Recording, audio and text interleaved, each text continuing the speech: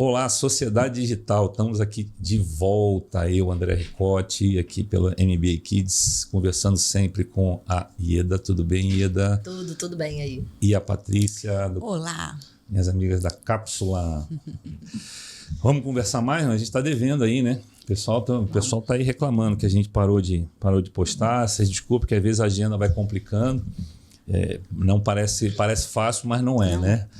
A Ieda aqui, vocês não conhecem, ela fala com 250 mil pessoas, a agenda é impossível, né? Nossa, muito. A gente falou no último um pouquinho sobre inteligência artificial e foi legal, quer dizer, vocês acabaram me usando aí para tentar desmistificar, simplificar, né? E isso vem acontecendo cada vez mais. Mas hoje a gente quer continuar um pouco nesse caminho, né, Patrícia? Conta aí um pouco o que a gente vai falar hoje. Então, a gente deu essa introdução geral no último episódio, que foi maravilhoso, vários conceitos que foram explicados, né? E ficou bem bacana. E aí surgiu a questão da inteligência artificial na educação, né? A gente está trabalhando aqui, falando aqui sobre crianças e adolescentes. E aí eu vou dar um dado aqui que em janeiro de 2023, no início do aparecimento do ChatGPT, ele conquistou 100 milhões de pessoas utilizando, né? Acho que é a ferramenta de inteligência artificial de fácil acesso, né? E que tem um plano gratuito, que eu acho que isso facilitou muito também. E a facilidade de você utilizar o ChatGPT. E aí a gente quer explorar essa questão do uso dessa inteligência artificial na área da educação. Não, legal. E eu acho que eu queria só pegar, você falou uma coisa que é interessante, né?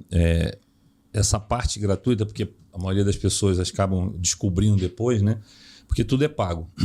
E esse gratuito ele é interessante, que é o conceito do prompt, né? Que é para você começar a exercitar um pouco como é que você se comunica com essa inteligência artificial, ou com esse... Na verdade, até para a gente usar o termo mais correto, seria esse processo generativo, né? Que a grande diferença dela é que ela consegue conversar com você e te ajudar.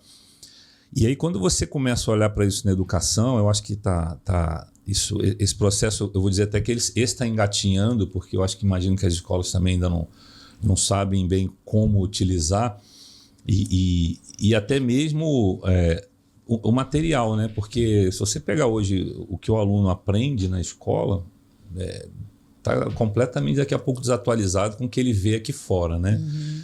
Mas ela entra para trazer muita ajuda e eu acho que fazer diferente. Agora, é aí que começa, né? O como fazer isso é perigoso, não é perigoso, ajuda, atrapalha a criança.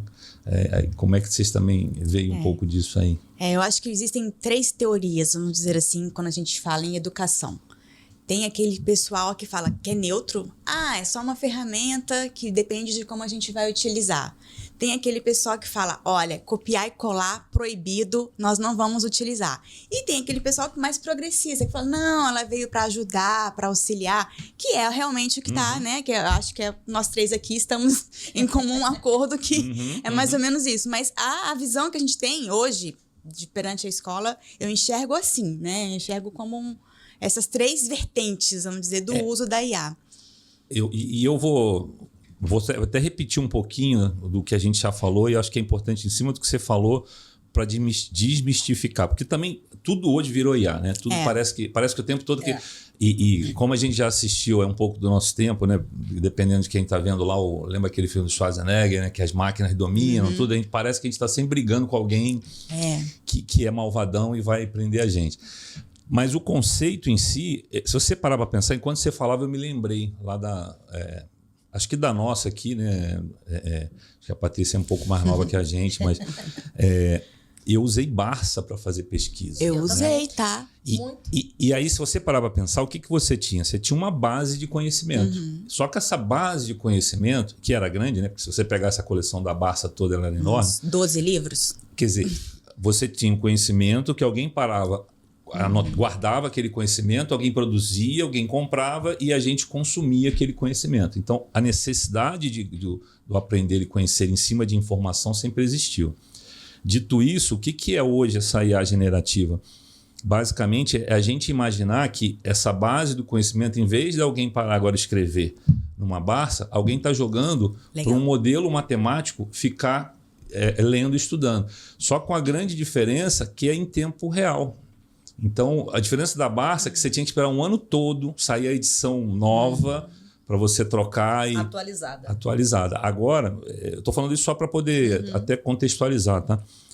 Então, na verdade, quando a gente fala de educação, eu começo a enxergar nesse ponto. Imagina, você tem uma base de informação que ela é mundial, na verdade. A gente tinha a Barça, a gente tinha, acho que uma outra... Delta, e tinha a Oxford também, se eu não me engano, que era uma... Os próprios, como é que chamava? Dicionários, né? A gente também tinha que esperar Aurélio. Então, imagina que tudo isso está numa base digital, só que a diferença é que você tem um modelo matemático que está lá lendo isso de uma forma absurda. Então, dito isso, acho que isso só para conceituar, para as pessoas pararem de olhar, isso não é um robô. Agora, até o Elon Musk apresentou o robô. Não é um robô, não é uma forma de pegar informação e trazer para um momento zero atualizado, décima, assim, né? Sim. O robô, na verdade, você pode criar o seu robô com o que você quer que ele faça para você, mas com as suas características, com a sua linguagem. Aí por isso que as pessoas falam, vou criar o meu robô para fazer petição inicial. Vou criar na área do direito. E as crianças também, elas vão daqui a pouco criar o robô delas para responder as perguntas de geografia, as perguntas de história. E se você, de novo, só me permitir, só para poder também trazer isso de uma forma mais simples, porque também o pessoal fala de robô e todo mundo fica imaginando... O robô, na verdade, a gente pode trocar facilmente por automação. Sim. Então, o robô que todo mundo fala, nada mais é que automatizar processos que você ficaria repetindo e gastando tempo naquilo ali. E aí começa o valor. Pô, quanto tempo a gente, sei lá, tinha que pesquisar sobre alguma coisa, eu tinha que ir numa Barça, ou vocês mesmo, que eu sei que advogado, Vadimeco, né? Que é um livro que parece que você tem que fazer uma musculação para mexer com ele. Fazer musculação para ir para a faculdade. Imagina se você já tivesse ali só um prompt para fazer a pergunta e ele achasse. Então, é disso que a gente está falando, né? E a gente está falando disso em como a escola vai adaptar isso, em sala de aula. E aí eu já estendo o convite também até para quem está ouvindo a gente para pensar o seguinte... E a gente está preparando esses nossos jovens para entender como perguntar isso, né? Porque essa juventude também ela está extremamente, eu ia falar minimalista, imediatista, né? E isso ajuda e atrapalha, porque ela vai ter uma resposta, ela vai escrever e ter uma resposta imediata. Talvez não seja certa, ela vai ter que pesquisar, né? Só que eu não sei se vocês concordam, mas eu vejo esse futuro da educação você pode ter resposta imediata, só que subir um degrau, o que você vai fazer com essa resposta? Sim. Né? Como é que... O problema não são mais as respostas, o problema são as perguntas e o que você vai fazer com isso. O que a escola, eu vejo, que a escola vai ter que trabalhar são essas habilidades e essa segurança da informação, do que chega para eles. Não? Então, são duas coisas. Trabalhar a forma como eles vão executar essa inteligência artificial no dia a dia e essa questão da segurança, do que, como vai chegar essa informação e o que você vai fazer com essa informação. Eles podem acessar e o que é ético, né? Porque em IA se fala muito na ética, né? Fala muito na então, ética. O que é ético, né? Porque às vezes os conceitos que eles têm em casa talvez não sejam, entre aspas, éticos, porque a gente não sabe onde cada família vive, o que cada família passa, né?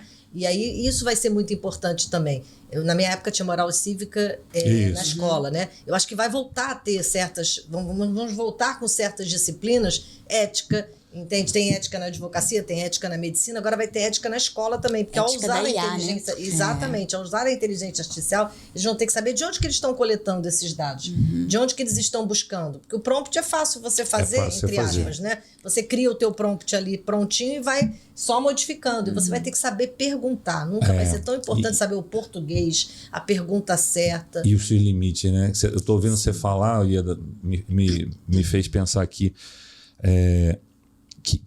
quando a gente fala, né, tinha aula lá de Moral e Cívica, o SPB, né? O SPB, agora foi longe. Você trazia, digamos assim, visões do que é certo e errado. Só que era você meio que... então tá, vou praticar ali na vida o que eu faço. O problema é que agora está sendo bombardeado. A facilidade de acesso à informação é muito grande. Então, eu espero, né, que eles olhem essa moral e cívica, mas já num outro conceito que é ajudar, que é o pensar. Agora é o tal do pensamento crítico. Porque não é mais só dizer assim, Patrícia, é feio você bater no outro, você tem que pedir licença. Tá? São coisas de...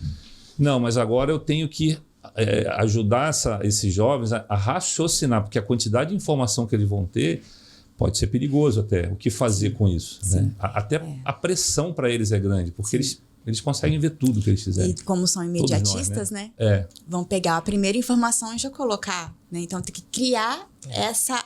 É um hábito, né? Criar este hábito de pensamento crítico.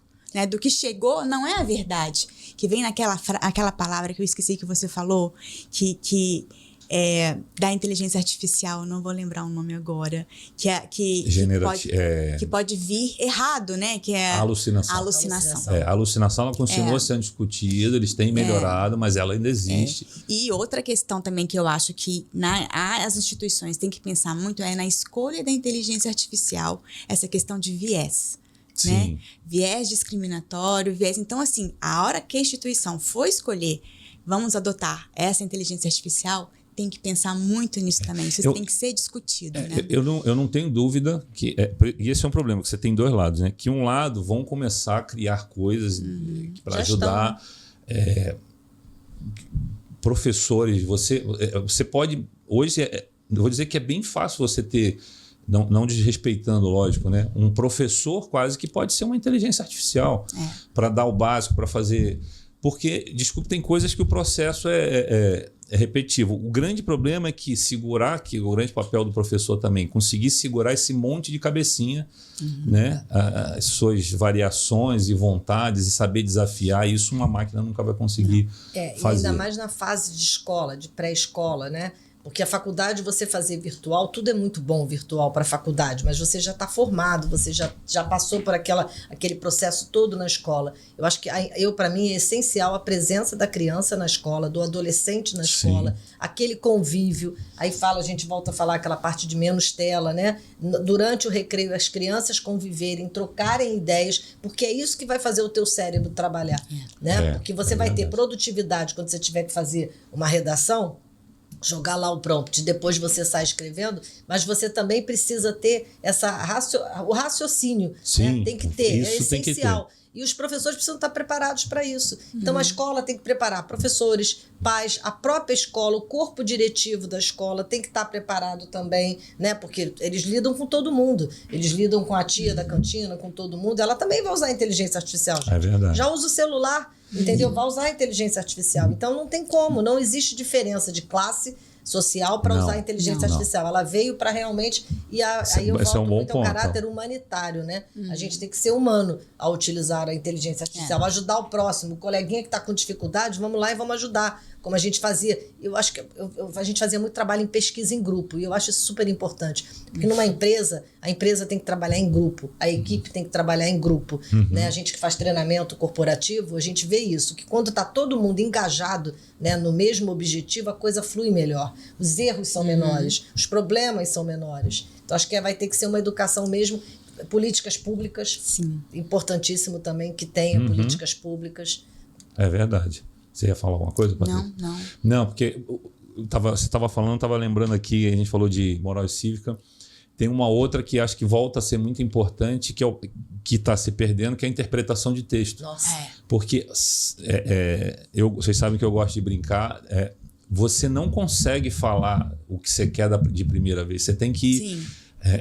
ela o treinamento dela é ao longo prazo, né? Então, na verdade, te força realmente... Eu já me peguei... Por exemplo, eu até comentei com vocês, né, que eu usei uma inteligência artificial de fazer música, né? E eu fiz uma música. Só que na hora que você tem que parar assim, mas o que eu quero que ela escreva, né? Então te força a você ter que parar para pensar. Qual é a grande diferença? Ela te acelera esse processo. E aí vem a outra pergunta. O que eu faço agora, né? Para que salto a gente dá, né, nisso aí? E aí entra no que você falou. Cada vez mais vai ser a cabecinha de cada um que eles vão ter que saber o que usar, o que não usar. A gente recebe, às vezes, informação que a gente olha se é melhor não contar. Né? Sim, exatamente. Melhor não usar. Nem só porque está ali, só que acho que eles olham aquilo ali como se fosse um mundo livre. Você apareceu aqui, acredita como verdadeiro, né? Agora, eu acho que, sinceramente, ela pode dar um salto. Vamos olhar, o pessoal olha sempre de forma pessimista, né? Eu acho que a gente pode dar um salto. Imagina, você estava falando até de políticas públicas, né? Mas vamos falar de educação para todos, realmente. Você pode começar, por exemplo, pega o Brasil, que é enorme, aqueles cantão que às vezes não consegue. Tá bom, você pode de repente começar a criar, que seja dentro de sala de aula, mas com assistente virtual, para começar a fazer um básico, ou até de adultos, mas para trazer educação para as pessoas de uma forma mais rápida. Sim. Como foi com a telemedicina. Como foi com a telemedicina. Exatamente, fazendo o mesmo comparativo. A saúde precisa tanto quanto a educação. São 2 pontos que são essenciais para qualquer pessoa sobreviver. Né? Ter saúde e ter educação, porque a educação você se alimenta melhor, você não vai fumar, de repente, claro, é um vício, a gente sabe que tem gente que não consegue deixar, né? Mas você vai começar a pesquisar o que eu posso comer que faz melhor para a minha saúde. Depende da educação. Então, são 2 áreas que precisam estar juntas. A telemedicina fez isso. Então, a teleeducação, na verdade... Mas você lembra daquele programa que Telecurso. tinha? Telecurso. Gente, é a mesma coisa. O acesso entendeu? chegava lá. O inglês hoje, eu não sei se vocês têm acompanhado, mas tem muito curso de inglês já usando IA. E em vez de um professor, você começa a falar com o nosso amigo robô ali. Exatamente. E qual é a grande diferença? De novo, como é um modelo que você ensina muita coisa... Ele consegue, pela voz, ver se o seu sotaque está diferente ou não. Legal. Eu usei um dia desse, eu gosto de cantar, né, nas horas vagas, assim. Não que eu saiba. E tem eu vi um appzinho que você canta, ele faz uma série de testes, ele avalia o seu tom de voz, aí ele diz o que você é, se você é barítono e tal. E aí ele começa a te oferecer música, mas ajustando ela para o seu tom de voz. Aí você fala assim, pô, mas aí... Tá, mas olha só, eu comecei... eu pude exercitar meu canto, coisa que eu não fazia. Quantas pessoas podem começar a cantar? Porque isso é bom. A música tem uma frequência, tem uma vibração boa. Também, né? É uma terapia. Então, um exemplo bobo, mas o curso de inglês tem isso. As pessoas têm aprendido. Ele tem muito mais informação que uma pessoa só. Sim. É essa lógica que a gente não pode esquecer. Não. Uma outra coisa que falando em política pública e educação... A gente está tendo esse problema na Amazônia, não sei se vocês repararam, estão vendo, né? O nível do rio está lá embaixo.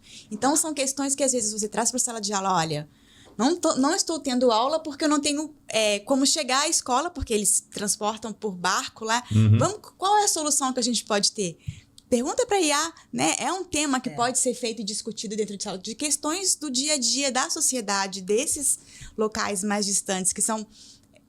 problemas que às vezes a gente nem tem noção que existe, né? E que a professora pode... E eu vou me dar o direito de repetir, ser repetitivo para as pessoas entenderem. O seu exemplo foi perfeito. Quando você está fazendo isso com uma IA, perguntando, não é um robô maluco ou alguém que está inventando algo. Ele está indo numa base de dados gigantesca de outras pessoas, até muito inteligentes. A diferença só é essa. Ele consegue pegar isso de uma forma muito rápida e te sugerir uma ideia. Então não é... Porque às vezes parece que a gente está... não, o que eles falam versus a gente tem maneira de fazer isso claro versus nós. Claro que é muito importante verificar se é realmente a fonte, né? Se aquilo é a verdadeira. Se é aquilo. Que existe aquela palavra, né, que a gente fala alucinação. Isso. Porque até nós, seres humanos, também podemos falar alguma coisa errada. E sempre lembrando... Um pensamento errado nosso. Eu não me lembro se a gente falou isso da última vez, mas acho que falou, mas vou repetir. Ele sempre lembrando que o conceito hoje da IA generativa, ele sempre te sugerir algo. Sim. Eles estão mudando, acho que saiu uma última agora que ele reduz muito a alucinação. Ele vai começar a dizer que às vezes não sabe, né? Porque às vezes você não tem informação. Tem muita coisa porque aquilo que você falou, ele tem que responder. Ele tem que responder. Por isso que respondendo algumas pessoas que falam assim, ela não vai substituir, ela vai complementar. Só que a diferença Vou dar um exemplo bobo. Um dia eu estava fazendo uma campanha e tinha que montar uns e-mails, e simplesmente eu conversei com ela e ela montou para mim tudo, né? Então você não fez... Não, o que eu quero fazer é a campanha para que a coisa aconteça. Ela me economizou algo que eu demoraria ali, se bobear uns 2 dias entre ver se está certo ou não está. Eu levei meia hora. eu reli Resumo tudo de que ela livros, fez. Resumo de livros, né? Não é para você deixar de ler, pelo contrário. Então, a leitura nunca foi tão essencial como agora, né? Olhei para você, Eliada, e você falou do resumo de livro. Você imagina na justiça, né? Nossa. Que eles já estão começando a brincar um pouco de ler processo. Já estão, já tem robô aqui no Rio, já está sendo criado. Como é que ela chama?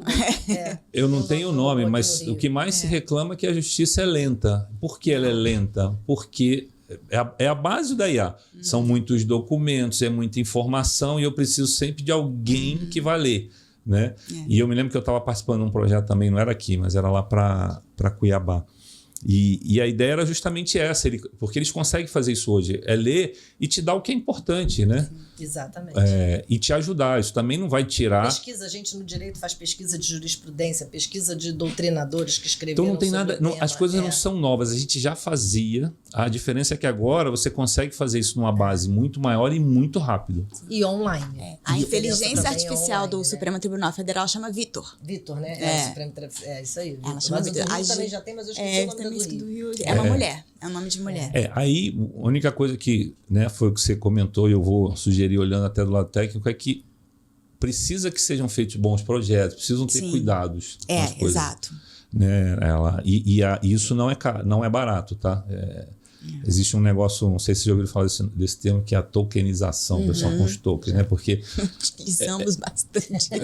Eu não sei se vocês sabem ver o que é isso, mas é o como ela é cobrada e vai ser sempre por token. Então, cada perguntinha que você faz, ele pode gerar um número X de tokens e isso tudo vai virando dinheiro. Então, as pessoas não sabem, mas cada vez que a gente faz uma pergunta boba lá, tem uma conta crescendo em algum lugar. Com certeza. E nada é de graça, vamos lembrar. Nada é de graça. Os nossos dados estão lá dentro, voltando a sempre que a gente se repetitivo, por né? isso que a gente está aqui Cuidado insistindo. com a proteção dos seus dados. E cuidado com a informação que você vai lançar. Exatamente. Cuidado com a foto que você vai subir para poder fazer alguma análise. Né? Não coloca o nome completo. Nada. Não forneça nunca seus dados. E lembrando, ela está aprendendo. Ela vai aprender tudo que você escreve, vai ficar guardado. Lembrando que ela está aprendendo com vários, num contexto geral. Mas vai que em algum momento o seu dado vaze de alguma forma, né? Porque a gente não sabe ainda, é tudo muito novo. É novo para a gente, é novo para o pessoal da tecnologia, é novo para todo mundo. E aí eu vou dar um pouco o meu lado, pode ser um pouco polêmico e é o que me preocupa, né? Porque quando a gente fala de ter políticas públicas ou ter controle de algumas coisas, a gente fica meio que refém a pessoas que estão completamente fora desse mundo, né?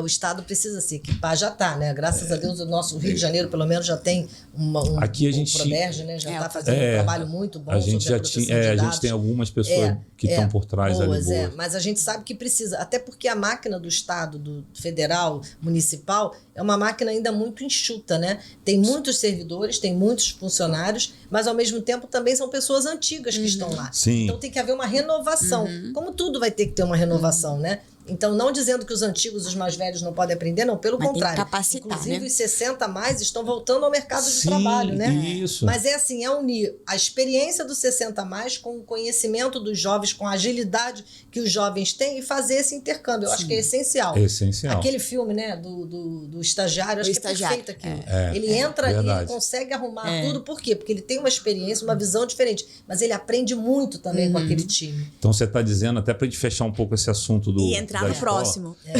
Mas é que então a gente tem uma oportunidade incrível, né, de ajudar na educação, de ampliar, mas é uma necessidade de ajudar os jovens a pensar diferente. Desculpe, não é a forma que as escolas hoje ensinam. É um consciente, né?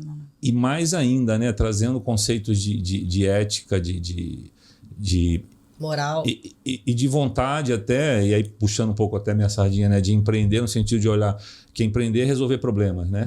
Em que problemas eu posso resolver com isso? Porque o que a gente tem só é, no final do dia, uma facilidade de acessar dados como a gente nunca teve na vida. Exato. Então, eu acho que esse é o... Dados são informações, né? Porque a lei fala em dados, mas são informações. Ou seja, você está toda hora sendo bombardeado de informações. Mas nunca esquecer que isso nunca vai substituir a falta da experiência. Não. E aí é o ponto que você colocou. E nem o ser humano. E aí é o ponto que você colocou que, pelo contrário, hoje é super saudável se unificar os dois. Porque ela vai ter coisa que ela vai escrever, porque está lá em alguma forma, mas de repente você vai olhar e vai falar assim, sei lá, sua filha, alguém que você trabalha, uma estagiária. Vamos aqui. Você fala, desculpa, isso não vai funcionar. Porque eu já passei por isso. É aquela coisa do mentor, né? Ele já passou pelo problema, ele pode acelerar o teu progresso. Então que possa ser usado, ajudá-los a se educar também. Você vê que tem um lado de respeito que a gente tem que ter de ética, né? De como viver de cidadania também, né? Talvez o idoso venha com essa parte ética colaborar com o pessoal novo, que não é que não tenham ética, mas que não tiveram essa base lá atrás. A gente já até falou de situações que aconteceram aqui com jovens, porque, desculpe, falta total de um filtro moral ali. Sim. E aí a gente começa a entrar numa outra parte, né, Patrícia, que você também pediu, que é essa rapaziada vai lá na frente, né? Hoje você pega os jovens aí de 12, 15 anos, daqui a 10 anos eles estão no mercado de trabalho. Sim. Olá, meus amigos. Gostaram do episódio? A gente decidiu dividir em 2 partes. A gente falou sobre o jovem agora e vamos falar sobre o mercado de trabalho. Tenho certeza que vocês vão gostar bastante. Aguarde o próximo episódio. Abraço.